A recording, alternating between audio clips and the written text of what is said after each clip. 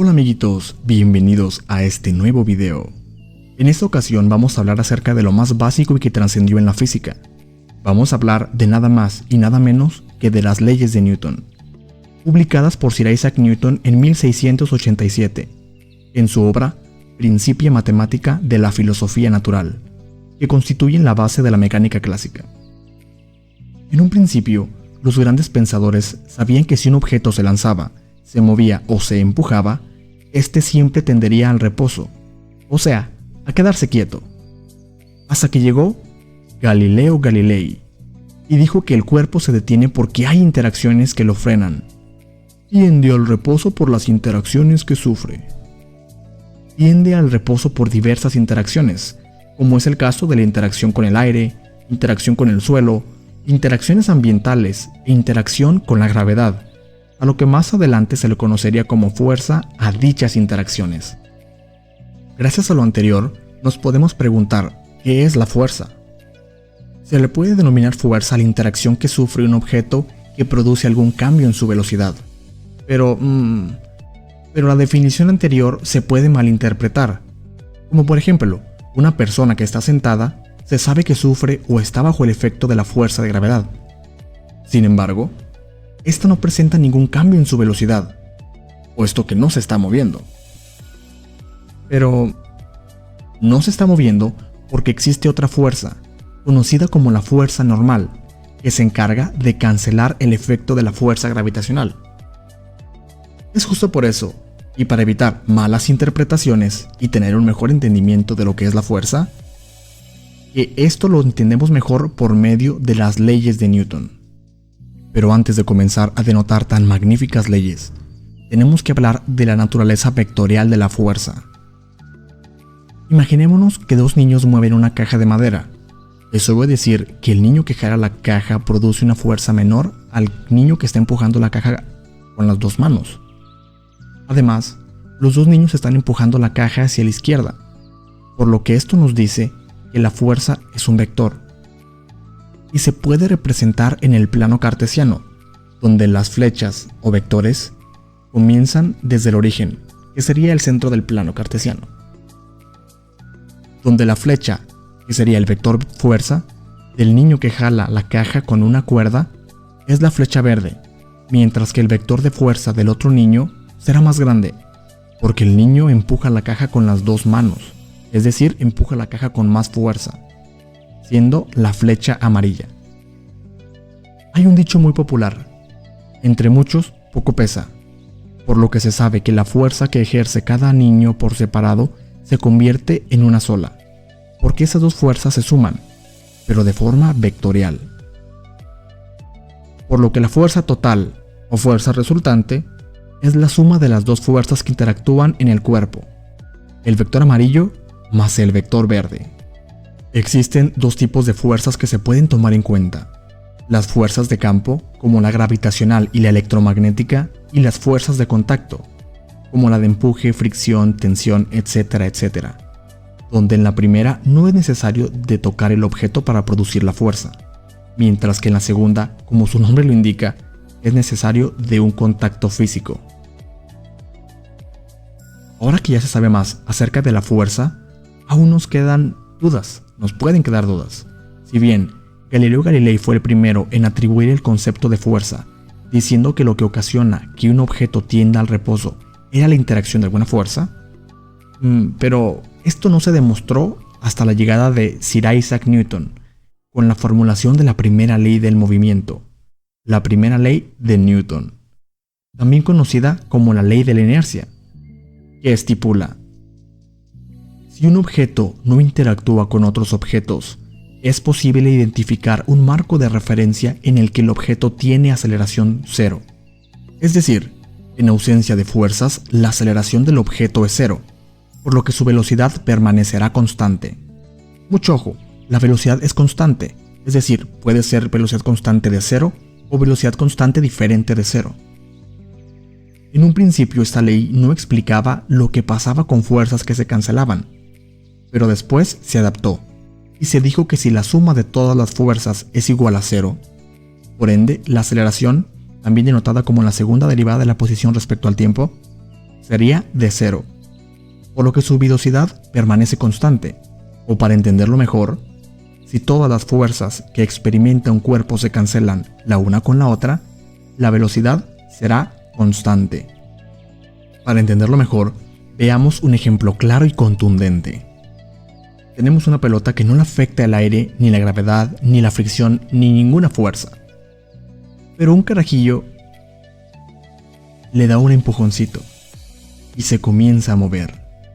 Pues como lo estipula la primera ley de Newton, en ausencia de fuerzas, la pelota estaría con velocidad constante. En este caso, la rapidez es mayor que 0, lo que nos indica que esta pelota se movería con la misma velocidad por siempre. Claro, a menos que una fuerza haga que cambie su velocidad. De hecho, las naves espaciales, como son las ondas Voyager, ellas se están moviendo por el espacio sin tener encendidos sus motores, y se seguirán moviendo por siempre con su misma trayectoria y velocidad. El otro caso es cuando la velocidad o rapidez de la pelota es 0. En este caso, la pelota siempre permanecerá estacionaria, a menos que una fuerza haga que la pelota cambie su velocidad. Pero si no es así, esta tendrá velocidad constante, de 0, pero constante al fin y al cabo. Es justo por lo anterior que si un objeto se mueve a velocidad constante, es la única manera en concebir un marco de referencia inercial, es decir, cualquier marco de referencia que se mueve con velocidad constante en relación con un marco inercial es, en sí mismo, un marco inercial. Pero si existe aceleración, se dice que es un marco de referencia no inercial. Entonces, se puede concluir que, en ausencia de fuerzas externas y cuando se ve desde un marco de referencia inercial, un objeto en reposo se mantiene siempre en reposo, y un objeto en movimiento continúa en movimiento con una velocidad constante, esto es, una rapidez constante en línea recta. Bueno, sí, muy bien todo esto, pero a todo esto, ¿qué es la inercia? La inercia es la tendencia de un objeto a resistir cualquier intento por cambiar su velocidad. Y como se sabe que la aceleración se define como el cambio en la velocidad, se intuye que un objeto que acelera debe experimentar una fuerza. Pero ahora con todo esto, yo me preguntaría, ¿qué rayos es la fuerza? Bueno, pues se define fuerza como aquello que causa un cambio en el movimiento de un objeto. Bien, ahora que estamos prendidos, ¿qué es la masa? Bueno, la masa es la propiedad de un objeto que especifica cuánta resistencia muestra un objeto para cambiar su velocidad. Por ejemplo, va a ser mucho más fácil mover la piedra pequeña que la grandota, porque como la primera tiene menos masa, pues se pone menos al movimiento que la segunda. Pero el que lo explicó con mayor claridad e hizo la formulación matemática fue Isaac Newton, en su segunda ley del movimiento. La segunda ley de Newton, también conocida como ley fundamental de la dinámica, por ser el pilar y la más importante de las tres leyes, estipula que cuando se ve desde un marco de referencia inercial, la aceleración de un objeto es directamente proporcional a la fuerza neta que actúa sobre él, e inversamente proporcional a su masa. De hecho, la importancia es la fórmula de ecuación que se obtiene. Es decir, aquí dice la aceleración es directamente proporcional a la suma de las fuerzas sobre la masa. Y estableciendo un factor de proporcionalidad de 1 y despejando, podemos decir que la suma de fuerzas que interactúan con dicho objeto es igual a la masa del mismo multiplicado por su aceleración. La suma de fuerzas es igual a masa por aceleración. Y con esta simple ecuación, podemos hacer de todo en la dinámica clásica. Como sabemos, la fuerza es un vector, así que si realizamos la descomposición vectorial de la ecuación, la suma del vector fuerza igual a la masa por el vector aceleración, se puede descomponer en sus tres componentes dimensionales. El número 1 podría ser la dimensión x. La suma de las fuerzas solamente en el eje x es igual a la masa por la aceleración solamente en el eje x. En el segundo caso, la suma de las fuerzas en el eje y es igual a la masa por la aceleración en el eje Y. Y por último, la suma de las fuerzas en el eje Z es igual a la masa por la aceleración en el eje Z. Ahora que sabemos que esta ecuación es la más importante de la dinámica clásica, bueno, pues ¿qué les parece si para entenderlo mejor vemos un ejemplo? Vamos a utilizar el ejemplo que vimos anteriormente. Se tienen a los niños empujando la caja, por lo que esta caja está acelerando. Y si quiero obtener la fuerza total que ejercen los niños, pues tengo que sumar ambas fuerzas. Pero hay otra forma, y es multiplicar la masa de la caja por la aceleración que lleva la misma. Lo que nos dice este caso es que la fuerza 1 más la fuerza 2 es igual a la masa de la caja por la aceleración que lleva la misma caja. O bien, la fuerza que ejerce el niño de la playera verde más la fuerza que ejerce el niño de la playera amarilla es igual a la masa de la caja por la aceleración que lleva la misma caja. Algo fundamental que se debe de saber son las unidades de la fuerza. Sabemos que la fuerza está dada por fuerza igual a masa por aceleración. La masa la podemos encontrar en kilogramos, mientras que la aceleración en metros sobre segundo al cuadrado. Así que sustituyendo estas en la ecuación original, se sabe que la fuerza es igual a kilogramos por metro sobre segundo al cuadrado. Y multiplicando y organizando tenemos que la fuerza es igual a kilogramos por metro sobre segundo al cuadrado. Y todo esto se puede denotar por una N mayúscula, conocida como un newton. Por lo tanto, se sabe que las unidades de la fuerza son los newton, que es igual a kilogramo por metro sobre segundo al cuadrado. Otra cosa que tenemos que tomar en cuenta es la fuerza gravitacional y el peso. Antes de comenzar, debemos decir que la fuerza gravitacional es lo mismo que el peso. ¿Pero por qué? Bueno, pues nosotros sabemos que la gravedad en sí es una aceleración. Y es lo que ya hemos visto anteriormente, que la aceleración de la gravedad es igual a aproximadamente 9.8 metros sobre segundo al cuadrado en la Tierra. Entonces, como sabemos que es una aceleración, podemos hacer el cambio. Podemos tomarlo en esta ocasión que la aceleración, el vector aceleración es lo mismo que el vector gravedad, para el caso de la fuerza gravitacional claramente. Entonces, de la fórmula fuerza es igual a masa por aceleración, pues sustituimos la aceleración por la g, por lo que nos quedaría que la fuerza gravitacional es igual a la masa por la gravedad. Y eso sería lo mismo que el peso, y se coloca con la letra griega omega. Omega es igual a masa por gravedad. Omega porque parece una W. Y en inglés el peso se denomina por weight. Pero lo que sí tenemos que dejar muy en claro, que es, yo pienso que lo más importante y lo que muchos estudiantes fallan, es mientras que el peso está dado en newtons porque es una fuerza, mientras que la masa está en kilogramos o gramos.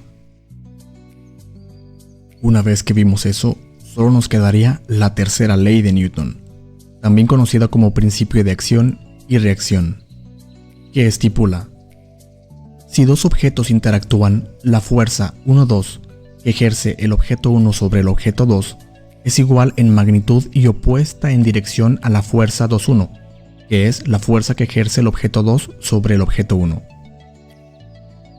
El vector fuerza 1,2 es igual a menos el vector fuerza 2,1. Sé que suena complicado, por eso hay que ver un ejemplo. Aquí tenemos un arma de fuego, que es el objeto 1, y la bala, que sería el objeto 2. Sabemos que para poder disparar la bala, el arma en su interior golpea la bala para que explote la pólvora, y ésta pueda salir. Pero al momento de que se empuja la bala, que sería el objeto 2, se produce una fuerza. Así que la tercera ley nos dice que el objeto 1, que es el arma, sufrirá la misma fuerza, pero esta vez en sentido contrario. Es justo por eso que cuando se dispara, el arma sufre una fuerza que hace que se regrese, pero esta vez en el lado opuesto de la bala. Si no conocemos esta ley, podemos terminar con moretones en todo el brazo. Esto nos dice que cuando se dispara, la bala sale hacia el frente, mientras que la pistola o el arma hacia nosotros. Un ejemplo muy claro de lo que antes mencioné es este. Aquí se pueden observar unos niños que están saltando felices, todos contentos. Pero para saltar, ellos empujan sus pies hacia el piso. Es decir, ellos ejercen una fuerza hacia abajo. Pero sin embargo, a pesar de ejercer la fuerza hacia abajo, ellos saltan hacia arriba. Es gracias a la tercera ley de Newton. La acción es hacia abajo y la reacción es hacia arriba. Porque recordemos que la tercera ley de Newton nos dice que toda acción le pertenece una reacción. Igual, pero de sentido contrario. En este caso, el sentido de la fuerza 1 fue hacia abajo y el resultado, la reacción, fue hacia arriba. En este segundo ejemplo, tenemos a esta persona que está intentando de empujar un coche para que éste se pueda mover.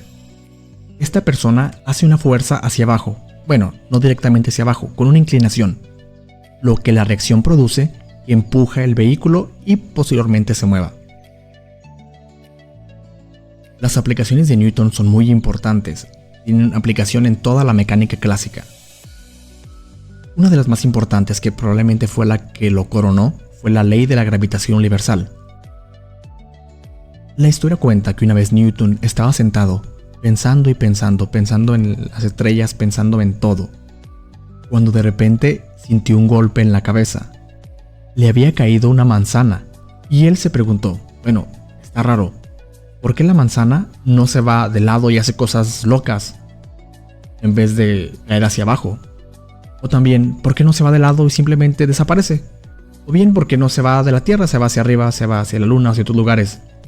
Bueno, pues él se dio cuenta que esa misma fuerza con la que le cayó la manzana en la cabeza es la misma fuerza que tiene a la Luna orbitando en el planeta Tierra. Y no solo eso, él se dio cuenta que es la fuerza que mantiene a todo el sistema solar, a todas las constelaciones, a todos los planetas bien colocados y posicionados. Por ejemplo, gracias a él se pudo identificar que las órbitas de los planetas son en forma elíptica y no circular como se creía anteriormente. Él dijo, los planetas tienen un movimiento, ¿verdad? Hay una ley que los rige. Es decir, los planetas no se mueven aleatoriamente moviéndose de lo loco como en este caso. No, existe una ley que los hace mover. A esta ley la llamó la ley de la gravitación universal, que es la fuerza con la que se atraen unos cuerpos con otros es igual a la constante de gravitación universal, multiplicada por la masa de un objeto, multiplicada por la masa del otro objeto, dividida entre el radio al cuadrado que los separa. Y bueno, pues otra aplicación de las leyes de Newton sería esta. Aquí podemos observar a dos jugadores de fútbol americano que están uno con otro empujándose, pero lo que sucede aquí es que la velocidad es cero. Es decir, si existe una fuerza, los dos están empujando pero no se están moviendo. Esto nos dice que la fuerza del primero es igual a la fuerza del segundo. Y como son igual, estas dos fuerzas están en sentido contrario, por lo que se pueden cancelar. Es decir, uno empuja hacia la derecha y el otro a la izquierda, con la misma fuerza. Por lo que las dos fuerzas se cancelan y permanecen en velocidad constante, en este caso velocidad constante de cero. Y esto es una clara referencia a la primera ley del movimiento, a la primera ley de Newton o ley de la inercia.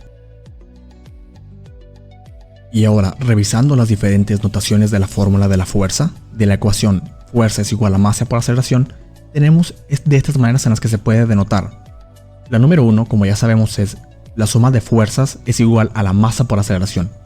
La número 2, la suma de fuerzas es igual a la masa por la derivada de la velocidad con respecto del tiempo.